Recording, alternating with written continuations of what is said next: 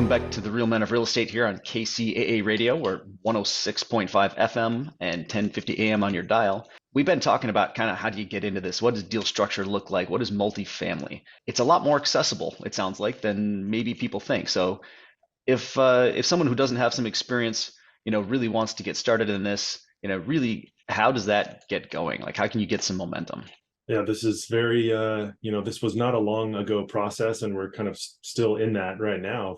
So I would say the couple of things that we did and that we're still doing and that we recommend is joining masterminds, joining mentorships, finding a mentor that has done or wants to do what, or is doing or has done what you want to do.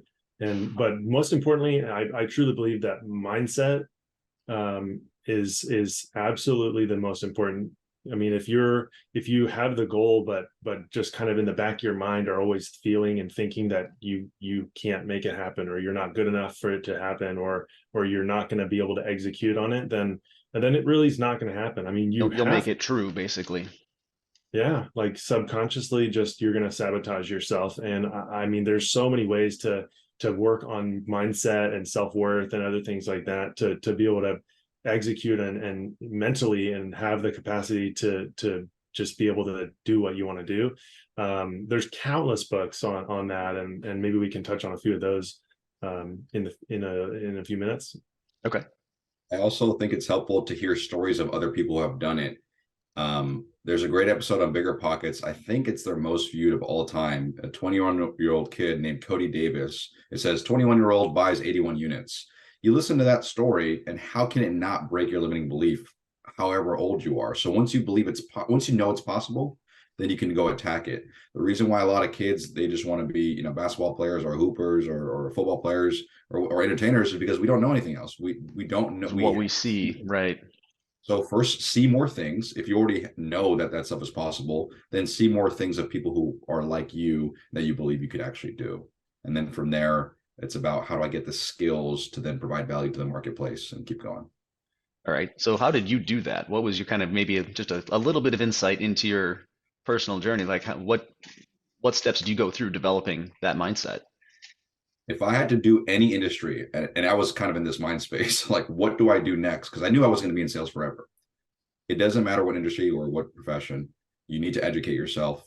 And the faster you can educate yourself with the highest quality of education in that space, then the faster you'll go. People will pay $150,000 for an MBA, which is great. I'm still considering it, but they won't spend $5,000 on a mastermind. It Right. doesn't make sense. And if you don't have money, then find people who do have money and give your time to tell them, hey, I'll work for you for free so that I can get education. Education is very big.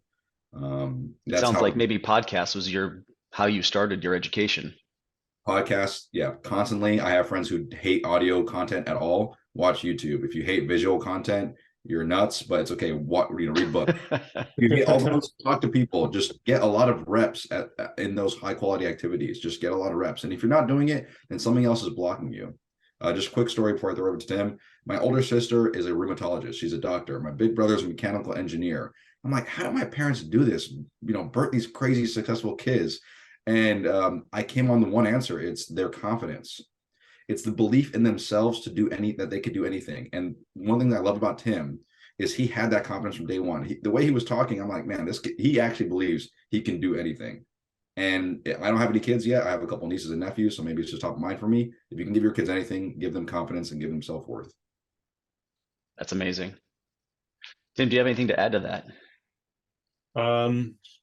Like he was saying, I mean, the just joining, I think for me, the first thing that I did was joining a mastermind and surrounding myself with other like-minded people that are actually doing deals like daily. They're constantly working at it. So just surrounding yourself with the community, with people that are focusing on doing what you're doing and have done already what you want to do, I think it's like you're just absorbing that kind of what is it? The energy of the people around you. I mean, You it's learn to really mimic their powerful. mindset and their attitude, and For it's sure. possible for you too. Definitely. Okay. Any tools that you use to do that for yourself? I know it sounds, Alex kind of makes it sound like you naturally fell into this, but you've worked at it. Is there any particular tool or process you went through to kind of help build that up? Specific tool, I think just having just scheduling, being really diligent and scheduling your time and using your time efficiently and So maybe consistency, yeah, consistency. That always definitely is executing. big. Yeah, All right. for our metrics-based people, track yourself number of meetups you go to per month, number of conversations with investors I'm having per week.